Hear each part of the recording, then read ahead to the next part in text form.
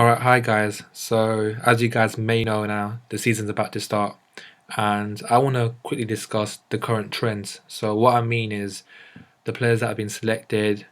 I'll look at their percentages in terms of teams selected by and give my personal opinion on the current trends. So, let's get started. So, I'm going to go by position by position. So, at first, with goalkeepers, Czech is the overwhelming favourite. I mean, he's been selected by the most, 34.9.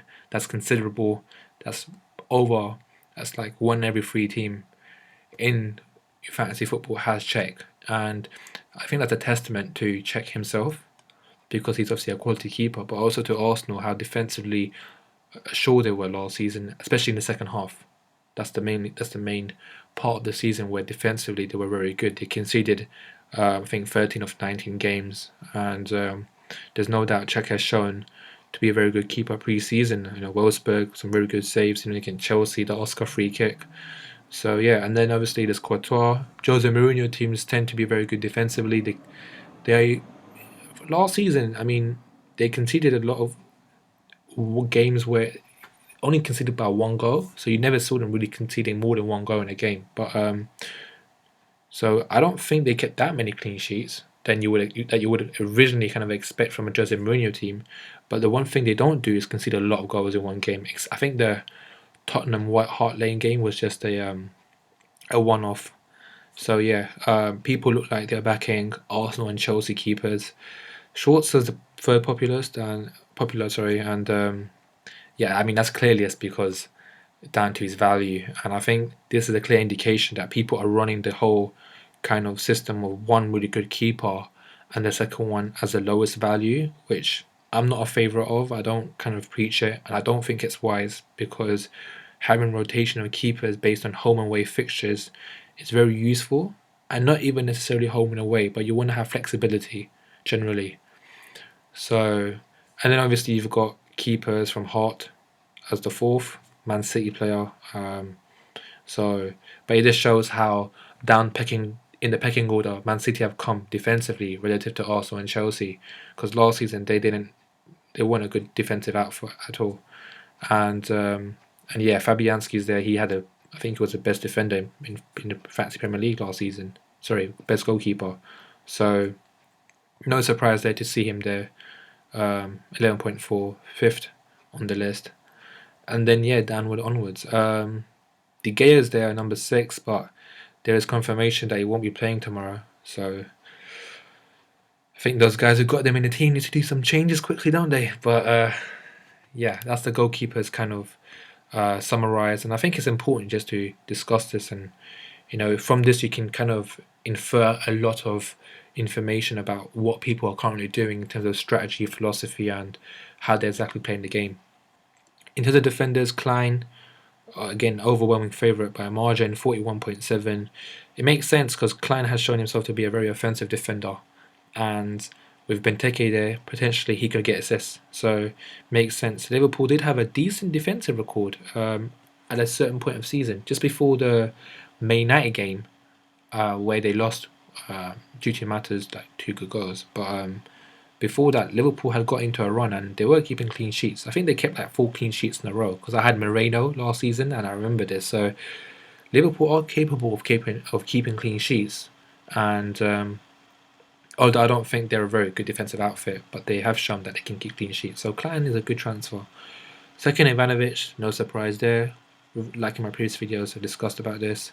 Jagielka, 5.5. There's also another theory I want to mention is the reason why I think also Jagielka might be good is because I think in this game, in terms of bonus point system, British players are favoured. I know this might seem controversial, but it's something that I've noticed that if, for instance, if a British player scores a goal and let's say Jagielka, he's going to end up having free bonus for some reason. So I'm just saying that's maybe another incentive to have Jagielka.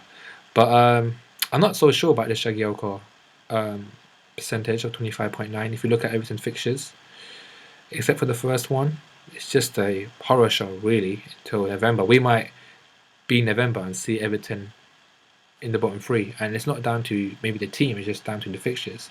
But yeah, I'm not so sure about that. Fonts 5.5. He with Alderweireld going now, and he is the main centre back. Obviously, it makes sense. Southampton had a very good record last season. I think they will continue it, and they've also got people like Cedric in. So yeah, it makes sense. Although Font didn't get that many goals last season, I think he hardly got any, and that was surprising. So it's clear that Font is brought in a clean sheet perspective. Lastly, I'll just kind of like merge these guys together. Really, it's Aspie, Koscielny, Mertesacker, Baines. Um, as you can see, Chelsea, Arsenal midfielders, Everton. Baines mainly there, I think, for set pieces. Someone pointed out correctly, he no longer does take penalties, but you never know in the future he could come back into that duty exactly. So there's no point just saying I'm not going to get Baines because he's not taking penalties. He's still very offensive. He takes set pieces, so he's still somebody who's worth a risk end of the day. So let's batch them together. Then obviously we've got Baker there at 4.0, and to be honest, you have to scroll down quite a bit in the sense of you have to go down to like number 10 or something. Wait, yeah, around there, until you get a defender of low value or lowest value of 4 million. So it kind of shows that people are not necessarily getting too many cheap defenders. They are investing in expensive defenders, but there is still enough people getting these cheap defenders because I see Baker on the list. There is O'Shea, there is Morgan, but Baker's quite high. So there are people that are running with cheap defenders, but it's not very abundant from what it seems. People have invested quite a lot of money in defenders, and I mentioned that I don't think this is viable. Fantasy is an attacking game, and it's still very disappointing to see that people have put a lot of money in defence. That's my general impression from just looking at the list at the moment from first glance. In terms of midfield, it's no surprise to see Hazard 58%. I think he's the most popular player completely, and justified as well from last season. With Sanchez not available, it's just further intensified his percentage.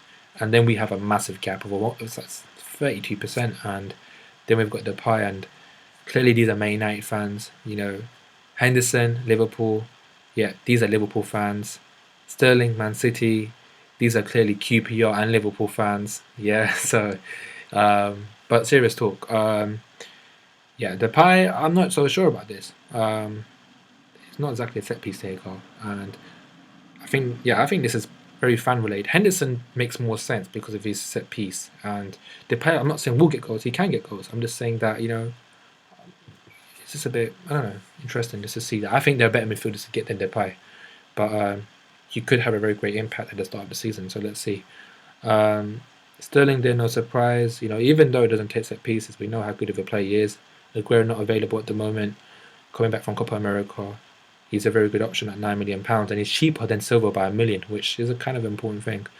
Cazorla's there at 8.5 as well, penalties, etc. And then Wanyama's there, and there's also Schneiderlin on the list.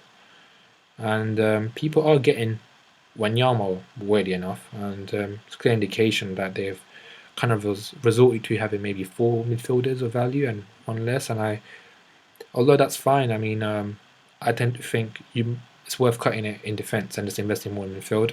And Wanyama is not going to do you anything. Like, if he comes off the bench, he could ruin things for you by getting 1 point, if anything. Maybe there's somebody else in your sub bench who got points. And he's a defensive midfielder. I'm pretty sure if you go on the 4.5 list, I haven't made my team yet, but there are players on the 4.5 list that have more attacking potential than Wanyama 100%. But people have gone for a name rather than the player, which is very disappointing. But like I said, not everyone watches my channel, so yeah.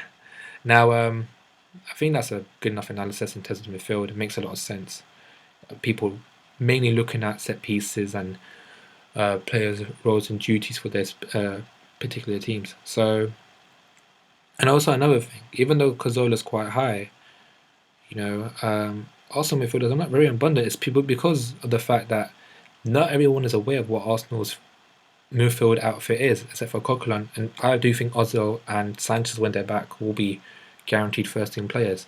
But the rest is rather peculiar, not very you cannot, be 100% sure of what the midfield will look like. But, people are still back in Walker because there's obviously the great benefit of him playing strike and him being rewarded as a midfielder. So that's there as well. Now, in terms of strike, now somewhat of a resurgence because Benteke at one point did look like he might be of a high percentage, but but nowhere near the heights of Kane and Rooney. Them two were significantly. Them two had a much higher percentage relative to the other strikers. But now Benteke, from his transfer from Villa to Liverpool, his percentage has skyrocketed, and now he is the most popular striker in fantasy Premier League. And to a certain sense, it is justified, but at the same time, it's like, wow, this is actually really happening. Benteke is the most popular striker in fantasy Premier League, and I do think if Aguero was fit and everything, that he would be there. It's just, he's there, and Benteke has been doing decent in his pre-season, so there are people running with him, and that's fine. Rooney as well as there is very high. Kane is very high as well. We've got Man United Tottenham this week, so it's kind of like a showdown between Rooney and Kane. And these are the three main strikers, it looks like. Benteke, Rooney and Kane, from the percentages. And after you've got these other strikers of Berino, Pele, Giroud. And then you've also got the three players who are kind of on yellow now. That means they might not play.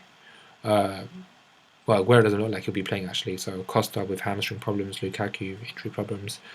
They've been clustered together, and there are people kind of like still getting Aguero because obviously the whole situation of keeping money. You still have to use a transfer to get Aguero back in if you want to get him in, and Costa. Like I said to you, I'm not sure how reliable he is as a player in terms of suspension record and injury record with his hamstring. So that actually is a very consistent pattern to have those kind of players grouped together. In terms of players below that in percentage wise, Deeney's there, Wilson there. Defoe's actually not too far ahead in terms of the first column of list of players of strikers in terms of a percentage. And Deeney, Wilson, these players are definitely picked due to value, but at the same time, they're not the worst transfers in the world. I actually think Deeney, last 4 seasons, has scored 20 goals, I think, plus in each of the seasons. Yeah, okay, yeah, it's not Premier League, it's Championship, but look at Austin. Look at players like them. Lambert at Liverpool. I mean, sorry, at Southampton. Liverpool obviously destroyed career, sorry, but you know what I mean. So yeah. Yeah, so Deeney, I mean, he could do very well in the Premier League as well. Maybe not score 20 goals, but he could get some points. And for 5.5, he might pay off. You've got to also look at points relative to ratio in terms of price. So he might fit the bill there. So So that's my brief little analysis on the current trends, what's going on. Just we can kind of decipher kind of what people are doing, investing in defense still, midfield, running the one cheap one, it looks like. And there are people out there that are running maybe with 3 big strikers, and it does look like the main 3 big strikers at the moment are Benteke, Rooney and Kane. So yeah, and so before I end my video, please do watch the previous videos if you can on some analysis of each of the teams in terms of players who I think are worth getting in each position. And also there's a league code, so do join that league. I mean, it'd be great if you guys can join just before the season starts. And so yeah, thanks for watching my video. In terms of my team, I'm not actually making my team at the moment. So what you're seeing on the screen is a auto-selected team. I've decided to keep things late. Just came back from university. I was busy with exams. So yeah, thank you for watching my video, and talk soon.